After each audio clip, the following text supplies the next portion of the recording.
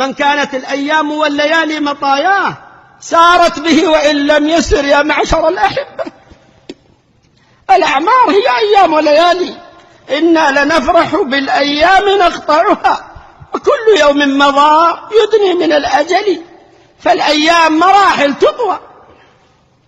من كانت الأيام والليالي هي المطايا له سارت به وإن لم يسر، وإن كان واقفا العمر يمشي يمضي من العبد.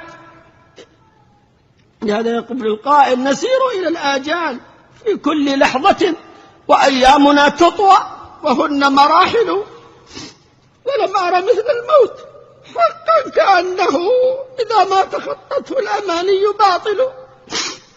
من لم يمت اليوم يغتر بالبقاء في الدنيا، يغره أن أماله الله جل وعلا.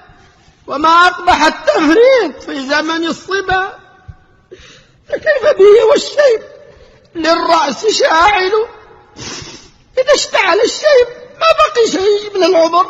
وجاءكم النذير أولم نعمركم ما يتذكر فيه من تذكر. وجاءكم النذير، والنذير فسر بأنه الشيب. ترحل من الدنيا بزاد من التقى، فعمرك أيام وهن قلائل. ماذا يجب الإنسان؟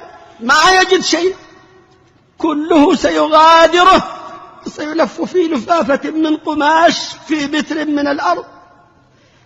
معشر الأحبة، الدنيا زائلة، فيجب على العبد أن ينظر فيما يقربه إلى الله جل وعلا، وأن ينظر إلى أهل السعادة والتقى، وأن يصحبهم، وأن يقوم بما أوجب الله جل وعلا عليه، فإنه لا يدري متى يفجأه الأجل.